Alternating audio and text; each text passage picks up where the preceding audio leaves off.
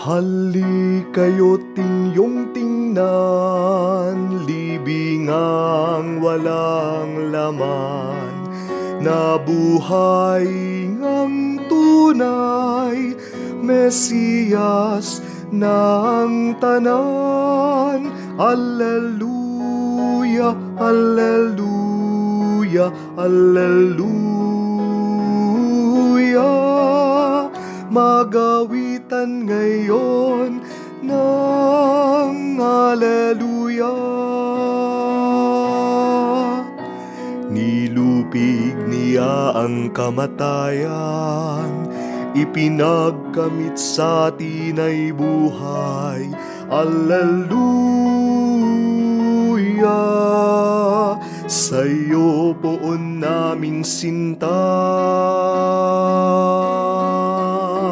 Hali kayo't inyong tingnan, libingang walang laman, na buhay ngang tunay, Mesiyas ng tanan.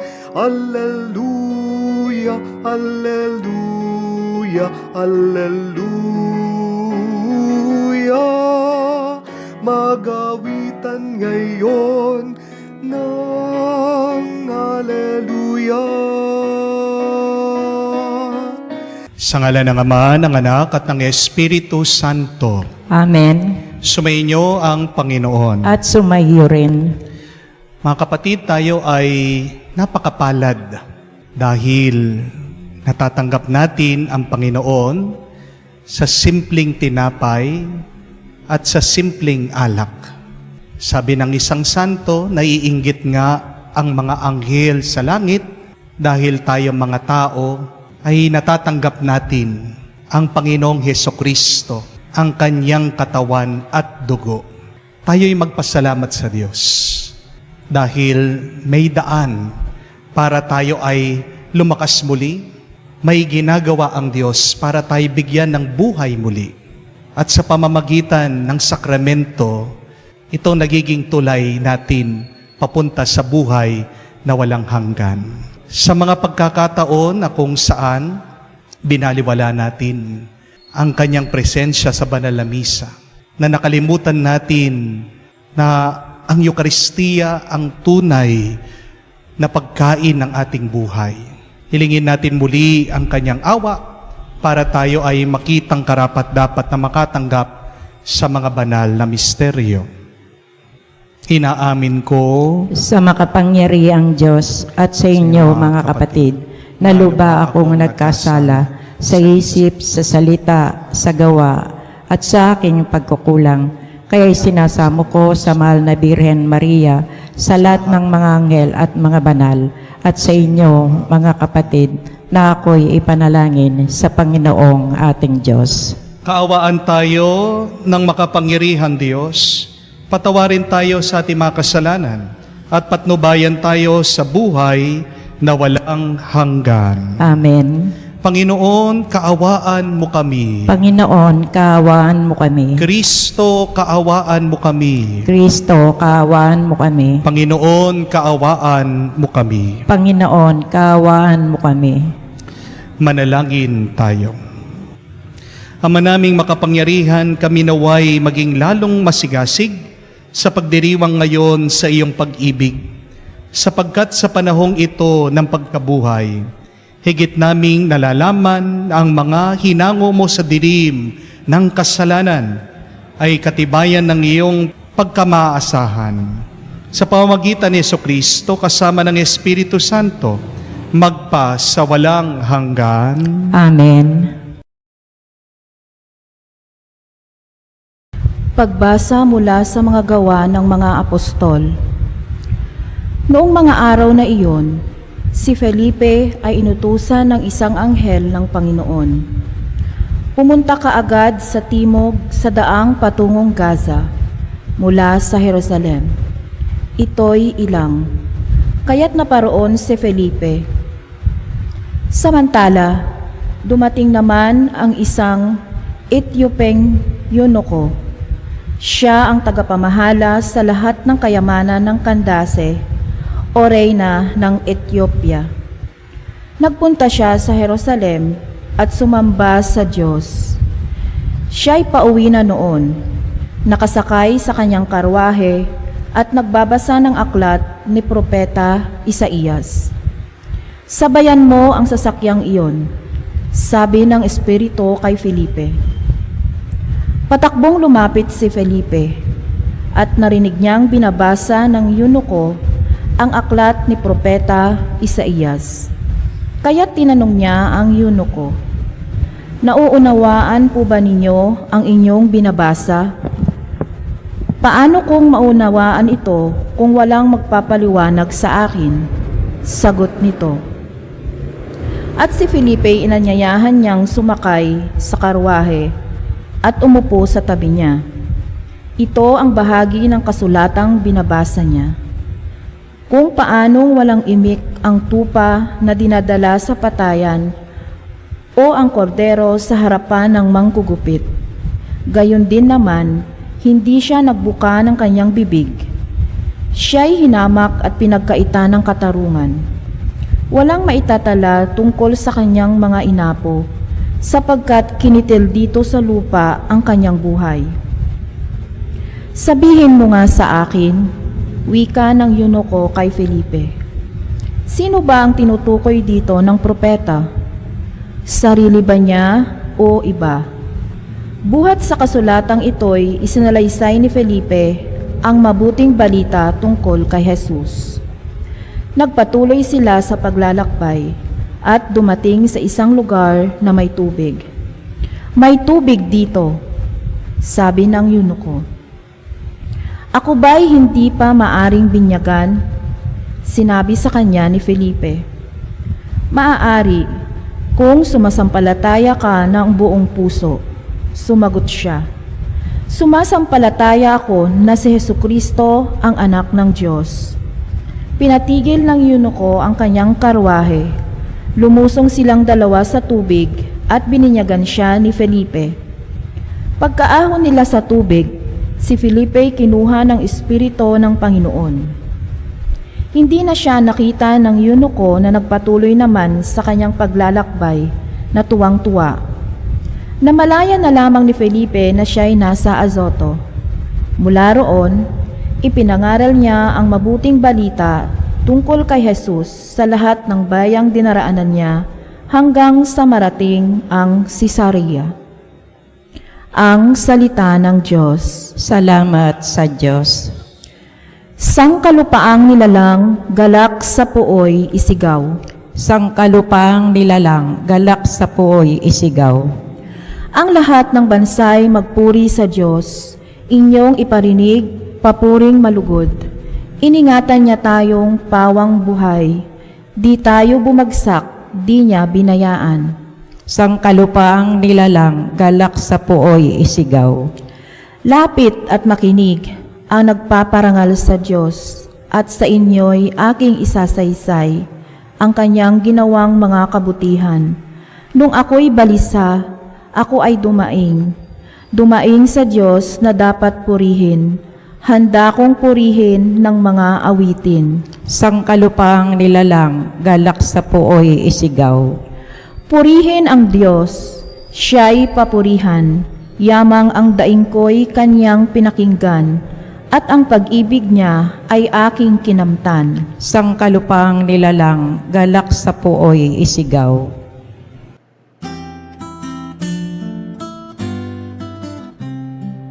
Alleluia, alleluia, alleluia, alleluia,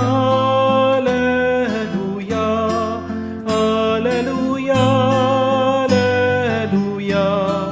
alleluia, alleluia, alleluia, alleluia, alleluia, alleluia, alleluia.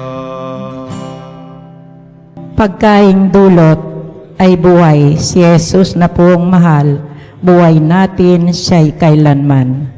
Alleluia, alleluia. Sumainyo ang Panginoon. At sumainyo rin. Ang mabuting balita ng Panginoon ayon kay San Juan. Papuri sa iyo, Panginoon. Noong mga panong iyon, sinabi ni Jesus sa mga tao, walang makakalapit sa akin, maliban nang dalhin siya ng amang nagsusugo sa akin. At ang lalapit sa akin ay muli kong bubuhayin sa huling araw. Nasusulat sa aklat ng mga propeta, at silang lahat ay tuturuan ng Diyos. Ang bawat nakikinig sa Ama at natututo ay lalapit sa akin. Hindi ito nangangahulugang may nakakita na sa Ama. Yaong nagmula sa Diyos ang tanging nakakita sa Ama. Sinasabi ko sa inyo, ang nananalig sa akin ay may buhay na walang hanggan. Ako ang pagkaing nagbibigay buhay. Kumain ng mana ang inyong mga ninuno nang sila'y nasa ilang. Gayunman, namatay sila. Ngunit ang sino mang kumain ang pagkaing bumababa mula sa langit ay hindi mamamatay. Ako ang pagkaing nagbibigay buhay, na bumaba mula sa langit. Mabubuhay magpakailanman ang sino mang kumain nito. At ang pagkaing ibibigay ko sa ikabubuhay ng sanlibutan ay ang aking laman. Mga kapatid, ang mabuting balita ng Panginoon. Pinupuri ka namin, Panginoong Jesucristo.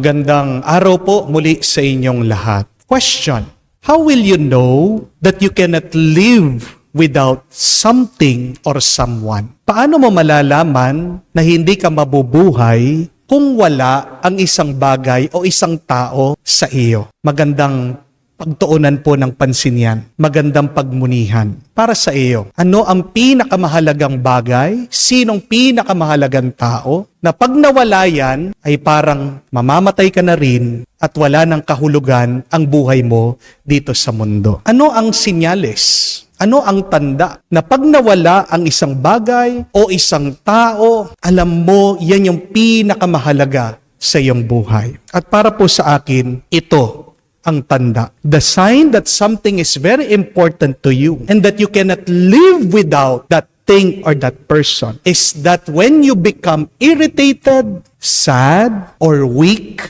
when you lose that thing or when you lose that someone. Pansinin niyo po, kapag nawawala ang bagay na yan sa iyo o pag umaalis ang isang tao sa iyong buhay, pag lumalayo ang isang tao sa iyo, nagiging irritable ka ba? Nalulungkot ka ba? Nawawalan ka ba ng gana? Pag ganyan ang iyong nararamdaman, ibig sabihin, tunay nga na mahalaga ang bagay na yan o ang taong yan sa iyo. In other words, when something is important to us or when someone is very important to us, that thing or that person gives us joy, gives us happiness, they complete us when they are present in our life. Pag wala yan, hindi buo ang iyong buhay. Amen? So tanong niyo po sa inyong sarili, ano yung bagay na pag nawala sa akin o sino yung tao na pag lumayo sa akin ay nawawalan ako ng gana, lakas,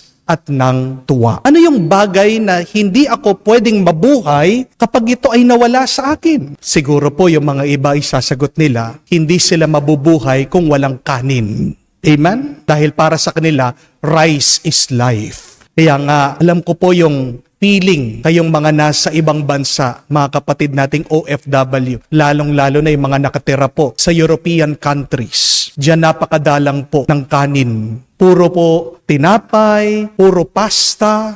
Tayo po mga Pilipino, hindi tayo mabubuhay na walang kanin. Hindi po ba? Kaya pag hindi ka nakakain ng kanin, parang wala ka sa mood. Wala kang sapat na lakas. O baka yung mga iba, they cannot live without their cellphone. Unang-unang hinahanap pagkagising pa lang, yung kanilang mga cellphone. Pansinin niyo po, pag wala yung cellphone sa iyo, ano yung nagiging epekto nito? Lalong-lalo na sa mga bata. Nakakabahala. Minsan yung mga bata nagwawala pag wala yung cellphone nila. Naninigaw, nananakit ng kanilang mga magulang. So, pag nawala yung gadget sa iyo, parang hindi kompleto ang iyong buhay. O maaaring yung iba, pera. Pag walang pera, nanghihina. Pero pag merong pera, aba, napakalakas.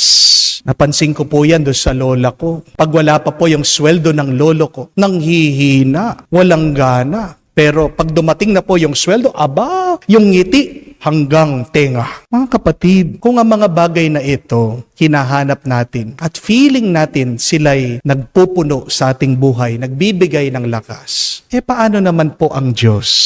Nasaan sa inyong buhay ang Diyos? Hinahanap niyo pa ba?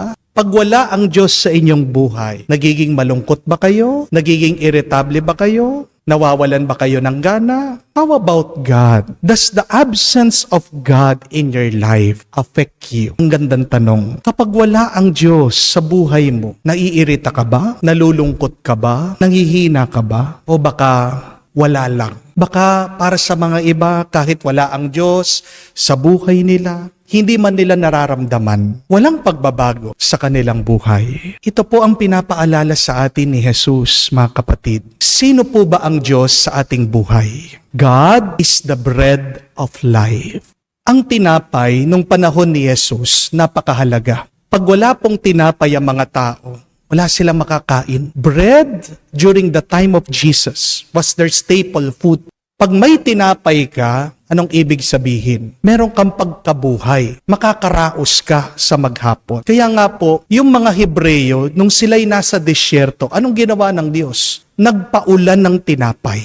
Kahit na hindi nila mawari, ano yung tinapay na yon? Ang tawag nila mana. Alam niyo po ba kung anong ibig sabihin ng mana? Ang translation po ng mana is, what is this? Ano to? Mukhang tinapay, pero hindi sila sanay dun sa itsura. Kaya tinanong nila, ano to? Nung panahon na nasa disyerto, nagpaulan ng tinapay para makaraos, para malampasan nila ang pagsubok ng paglalakbay sa disyerto. Pero sa kasalukuyang panahon, nagbigay na naman ng tinapay ang Diyos Ama. At ito ay sa katauhan ng ating Panginoong Hesukristo. Ang kanyang salita, ang kanyang turo, ang kanyang espiritu. At tayo ay nagpapasalamat na tunay nga ang presensya ng ating Panginoon ay nasa Santa Misa. Huwag po kayong magkakamali dyan. Ang tinapay sa Santa Misa ay ang totoong katawan at dugo ni Kristo. Hindi lang po ito simbolo o tanda ng presensya ng Diyos. Kaya nga, anong sabi ni Jesus? Ito ang aking katawan. Kinuha niya ang kopa. Yung alak, sinabi niya, ito ang aking dugo. Hindi po sinabi ni Jesus na kamukha ito ng aking katawan. Hindi sinabi ni Jesus na tanda lang ito ng aking dugo. At ano pang sinasabi yan? Napakalinaw sa Ebanghelyo. Ang sino man kumain sa kanya ay hindi magugutom. Sino man ang kumain nito, sino man ang kumain sa kanya, tumanggap sa kanya, ay mabubuhay magpa sa walang hanggan. Hindi po niya sinabi na tanda lang ito. Sinabi niya, ako ito. Si Jesus ang tinapay ng buhay. Ano ba sinasabi ng ating Panginoon? Ano pang kahulugan nito? Pinapaalala sa atin, mga kapatid, na hindi tayo makakalayo sa paglalakbay sa buhay na ito kung wala ang Diyos. Amen? At hindi po tayo makakarating sa buhay na susunod, buhay na walang hanggan, kung wala din si Jesus. Try to observe this. Pansinin niyo po ito. Pag hindi po kayo kumakain, anong nangyayari sa inyong katawan? Di po ba may epekto yan? Pumapayat kayo, nanghihina kayo, nawawalan kayo ng lakas. Amen? Pero, pag wala kang cellphone, ano naman ang epekto sa iyo? Nababagot ka, naiinip ka, nawawalan ka ng komunikasyon, koneksyon sa ibang tao. Amen? Pag wala ka namang pera, anong epekto sa iyo? Hindi mo mabibili yung mga pangangailangan mo, pang-araw-araw na pangangailangan mo. Amen? So, kung yung mga bagay na yon may epekto sa ating pangangatawan, sa ating buhay, ganyan din po unawain natin. May malaking epekto din ang pagkawala ng Diyos sa ating buhay. And what is the effect of losing God in our life? When you do not have God in your mind, you begin to worry. Amen? When you do not have God in your heart, you begin to have anger, resentment, the loss of peace. Amen? When you do not have God in your soul, when your spirit is empty of the presence of God, you are being filled with sin, with the evil presence. You start a sinful lifestyle. Amen? When you lose God, you lose life itself. Mga kapatid, tanong niyo po sa sarili niyo, nasan ang Diyos sa aking buhay? Kung pagmumunihan natin, kung iisipan natin, nasan talaga ang Diyos? Una, nakapaligid sa atin. Pangalawa, katabi natin, naglalakbay kasama natin. Pero pangatlo, nasa atin, nasa loob natin. Remember that God is closer than you think. Tandaan niyo po yun. Malapit na malapit ang Diyos sa iyo. Hindi mo lang alam. Kaya nga po, ang mabuting balita, napakabait ng Diyos.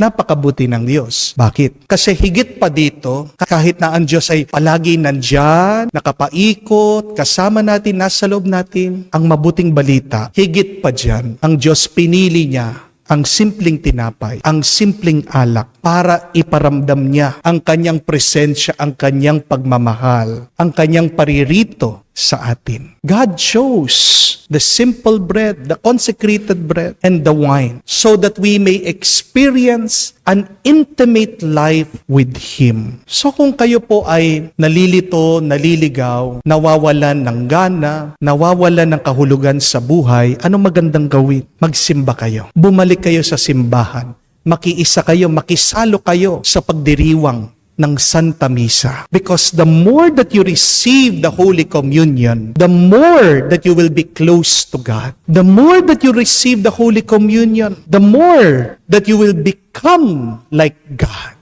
Napakaganda po nung sinabi ni St. John Bosco. Tandaan niya po ito. Sabi po niya nung minsan, there are two things that the devil is deadly afraid. First is frequent communion. Second is frequent visitation to the Blessed Sacrament. So, yung pagtanggap po natin sa sakramento, hindi lang po nagpapalakas sa atin, nagbibigay ng kahulugan sa ating buhay, pero protection din yan, pananggalang, panlaban natin sa masama. Kaya nga, yung tao na hindi pala simba, yan yung mga unang-unang pinupuntirya, kinukuha, tinutukso ng demonyo. Pero yung mga palasimba, oo, tinutokso sila, pero hindi sila mananalo dahil nasa kanila ang Diyos. Tinatanggap natin ang Panginoon sa pamamagitan ng kanyang katawan at dugo. Nang pong minsan, merong isang kwento tungkol sa isang simbahan, isang parokya. Pinasukan ng mga magnanakaw. Lalong-lalo na po yung Blessed Sacrament. Ginising yung pare, umaga-umaga. Pumunta po dun sa Blessed Sacrament. Napakagulo. Talagang niransak po itong Blessed Sacrament. Yung lugar kung saan nilalagay nilang hostya. Ano po natuklasan ng pare? Ang ninakaw, yung monstrance. Yung lalagyanan ng banal na hostya. Yung ginto. Iniwan, tinapon po yung Santissimo, yung hostya, doon lang po sa flooring. So nababahala lahat ng mga parishioner. Pero ilang saglit, lumabas yung pare, sabi niya, huwag kayong mag-alala. Yung pinakamahalagang bagay, hindi nila ninakaw. Yung walang kwenta, yun yung ninakaw nila. Anong ibig sabihin? Mas mahalaga yung hostya kaysa doon sa bakal, doon sa monstrance. Kasi aanuhin mo yung ginto kung wala yung Diyos doon sa gitna. Di po ba? Pakaisipin niyo po yun. Ano ang buhay na ito kung wala ang Diyos? Walang kwenta, walang kahulugan. Amen? Kung buong buhay mo, nagpapagod ka sa pera, para saan? Sana maunawaan po natin, mga kapatid. Ang pera, pag nawalan ka, mapapalitan. Ang bahay, pag nasunugan ka, mapapatayo mo muli. Amen? Ang sasakyan, pag nagasgas, nabangga, nasira, mapapagawa. Pero pag ang Diyos, yan ang nawala sa buhay mo, pati ikaw, wala ka na din.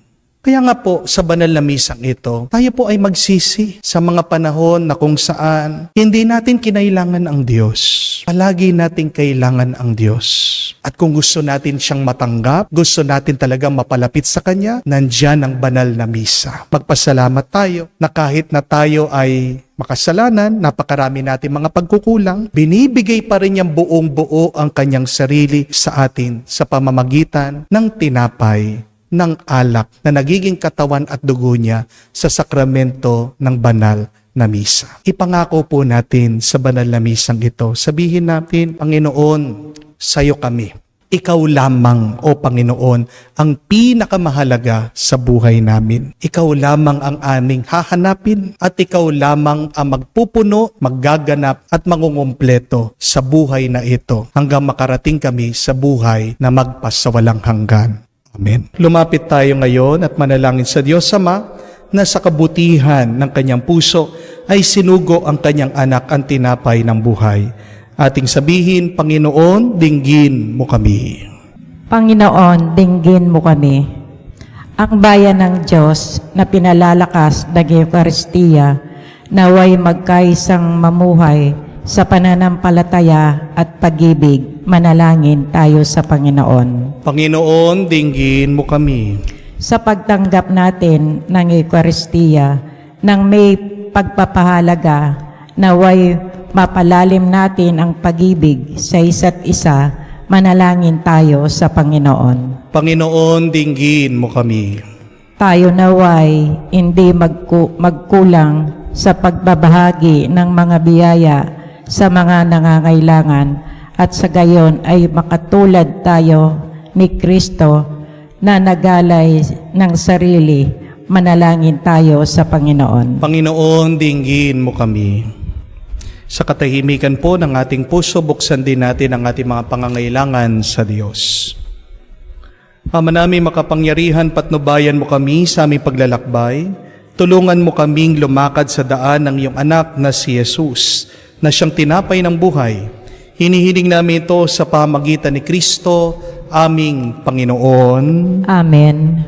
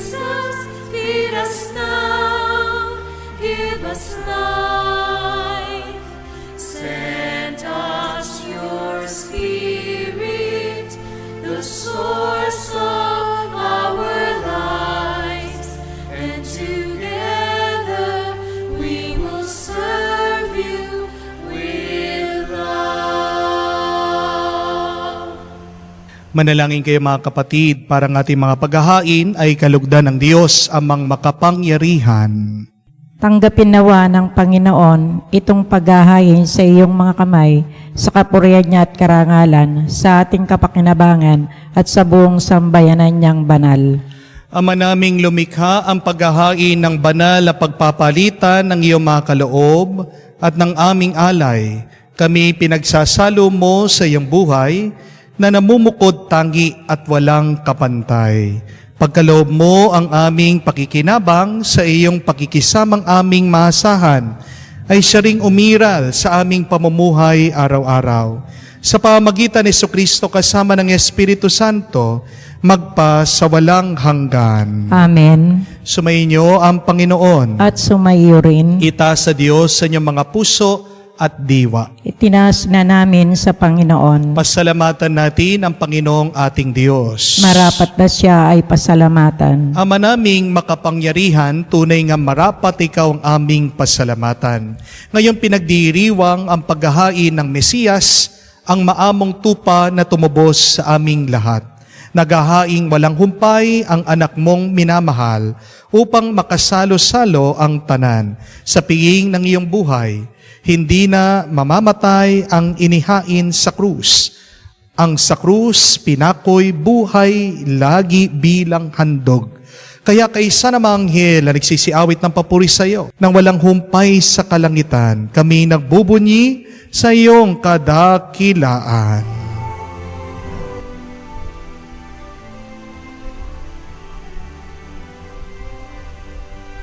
Santo, Santo, Santo, Panginoong Diyos ng mga hukbo, napupuno ang langit at lupa ng kadakilaan mo. Hosana, Hosana, sa kaitaasan, pinagpala ang naparito sa ngalan ng Panginoon. Hosana, Hosana, sa kaitaasan. Hosana, Hosana, sa Kaitaasan. Ama naming banal, ikaw ang bukal ng tanang kabanalan. Kaya't sa pamagitan ng iyong Espiritu, gawin mong banal ang mga kaloob na ito, upang para sa amin maging katawan at dugo ng aming Panginoong Heso Kristo.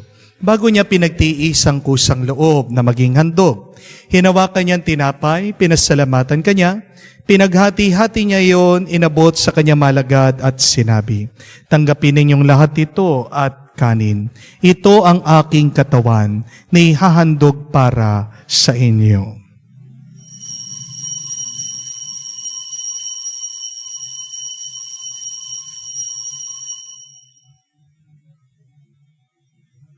Gayon din naman, matapos ang hapunan, hinawakan niyang kalis, muli kanyang pinasalamatan, hinabot niyang kalis sa kanya malagad at sinabi, tanggapin ninyong lahat ito at inumin. Itong kalis ng aking dugo, ng bago at walang hanggan tipan. Ang aking dugo na ibubuhos para sa inyo at para sa lahat, sa ipagpapatawad ng mga kasalanan. Gawin ninyo ito sa pag-alaala sa akin.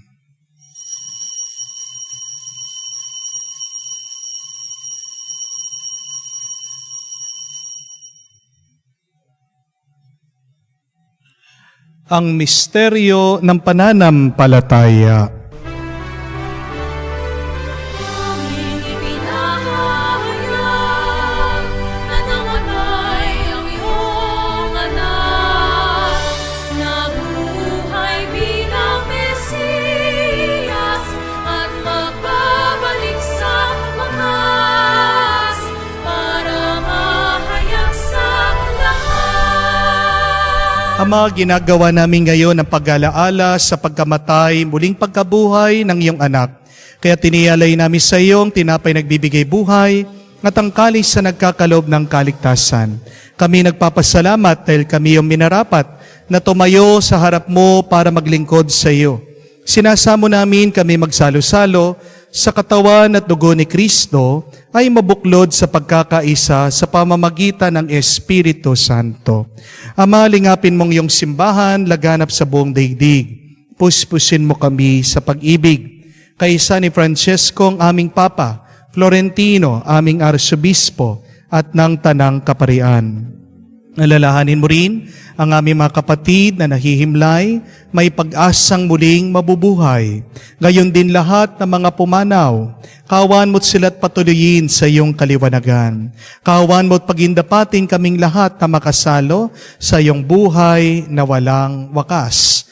Kaisa na mahal na Birhen Maria, Ina ng Diyos, kaisa na mga apostol, lahat ng mga banal, na namuhay dito sa daigdig na kalugod-lugod sa iyo. May pagdiwang nawa namin ang pagpupuri sa kararangal mo sa pamamagitan ng iyong anak aming Panginoong Heso Kristo. Sa pamamagitan ni Kristo, kasama niya at sa Kanya, ang lahat ng parangal at papuri ay sa iyo, Diyos Ama, makapangyarihan, kasama ng Espiritu Santo, magpasawalang hanggan. Amen, Amen, Amen. Sa tagubilin na nakakagaling na utos sa turo ni Jesus sa Panginoon natin at Diyos, ipahayag natin ng lakas loob.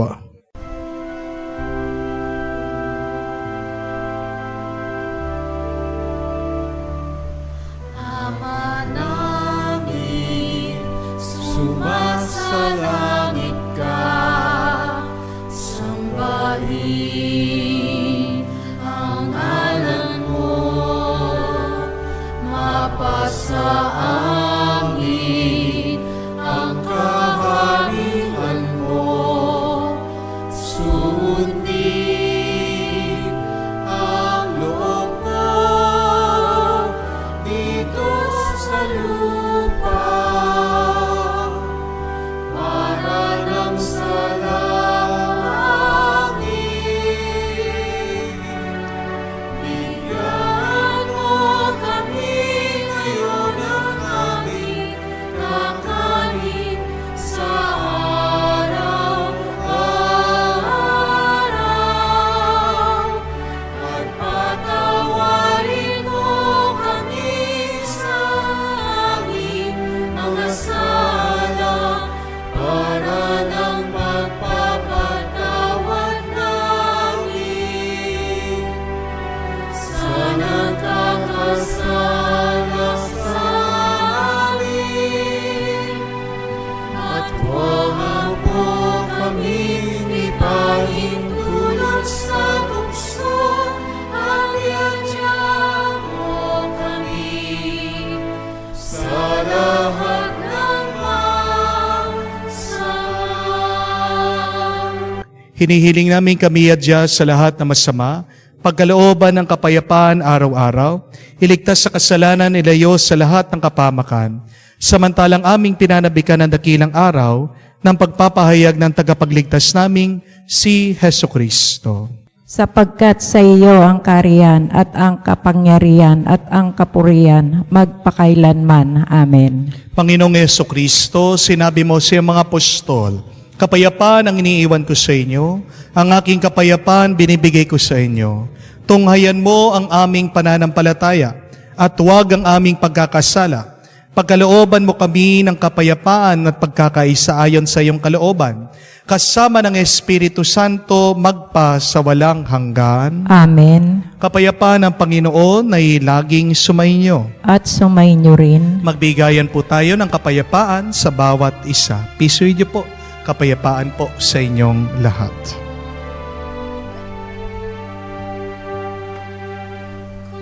Kordero ng Diyos na nag-aalis ng mga kasalanan ng sanlibutan, maawa ka sa amin.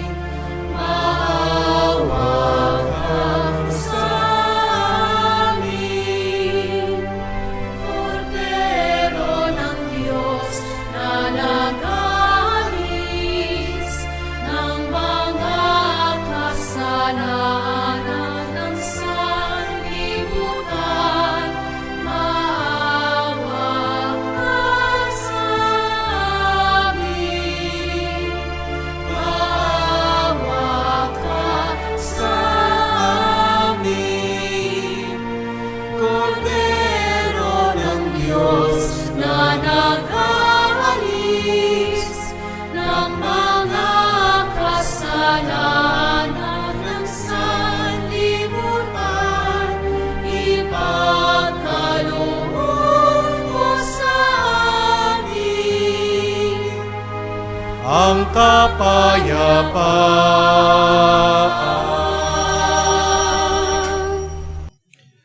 Mga kapatid, naririto ng ating Panginoong Jesucristo, ang Kordero ng Diyos, nag-aalis sa mga kasalanan ng sanlibutan.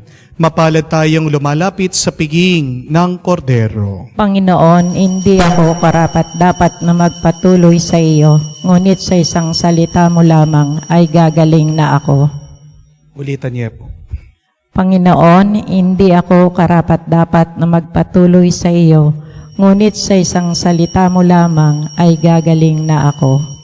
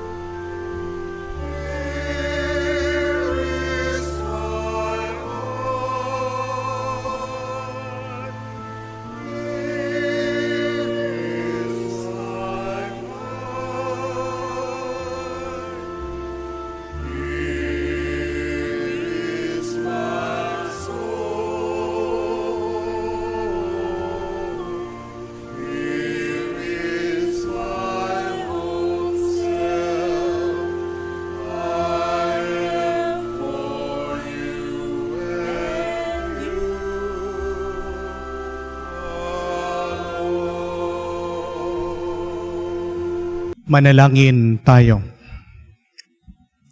Ama namin mapagmahal, manatili kang kapiling ng iyong sambayanan, na ngayoy pinapakinabangan mo sa iyong sariling buhay, at gawin mo kaming pasulong na makakahakbang mula sa dati naming pagkamakasalanan, patungo sa pagbabagong nagdudulot ng iyong kabutihan, sa pamagitan ni Jesucristo, kasama ng Espiritu Santo, magpa sa walang hanggan. Amen. Ang tawag po natin sa misa ay sa Latin, the culmen et fons. Anong ibig sabihin? Culmen, culmination, ang taluktok, fons, fountain, ang pinagmumulan ng buhay, lakas ng isang Kristiyano. Kaya, pag ang isang Kristiyano o Katoliko ay hindi nagsisimba, may sakit siya sa kanyang kaluluwa. Pag ang isang Kristiyano o Katoliko hindi nagsisimba, may problema siya, may diferensya sa kanya. Kung gusto po nating mabusog ang ating kaluluwa araw-araw, kung gusto natin magkaroon ng gabay papunta sa susunod na buhay, ang aking pong assignment sa inyo ay araw-araw magsumikap tayo na magdasal sa pamamagitan ng ating pagsisimba sa banal na misa. Isang katangian ng mga santo, bakit naging banal sila? Ano po? Karamihan sa kanila, lahat sila, palaging nagsisimba. Kaya, kung gusto din natin maging banal, yan po yung unang-unang kailangan natin gawin. Huwag kalimutan, palagi tayong magsimba. Pero pangalawa, habiling ko po ha, ano man ang narinig natin sa banal na misa, ay buhayin natin. Tandaan niyo po ito, that wisdom and make-up are the same. They are only useful when you apply them. Ang makeup, pampaganda ng muka. Pero ang karunungan, galing sa salita ng Diyos, ay nakakaganda naman ng ating pamumuhay. Amen? So please, daily go to Mass.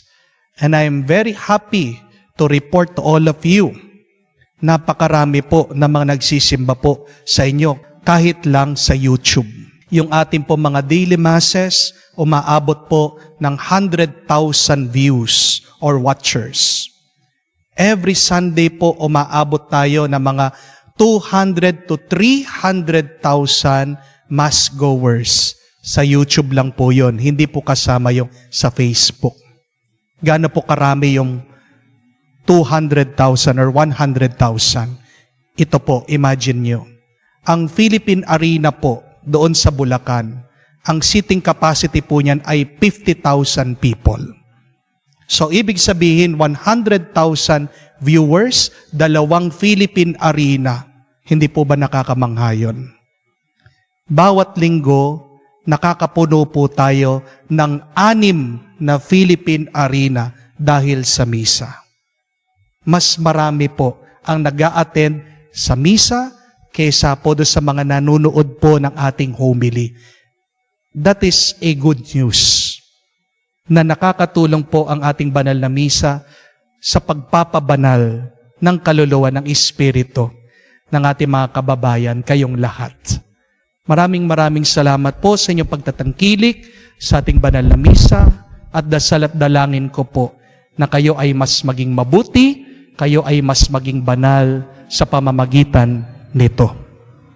Sumainyo ang Panginoon. At sumainyo rin. At kayo ay pagpalain ng Diyos sa makapangyarihan sa lahat, sa ngalan ng Ama, ng Anak, ng Espiritu Santo. Amen. Ang ating misa ay natapos na. Humayo kayo sa kapayapaan ni Kristo. Salamat sa Diyos. Alleluia. Alleluia.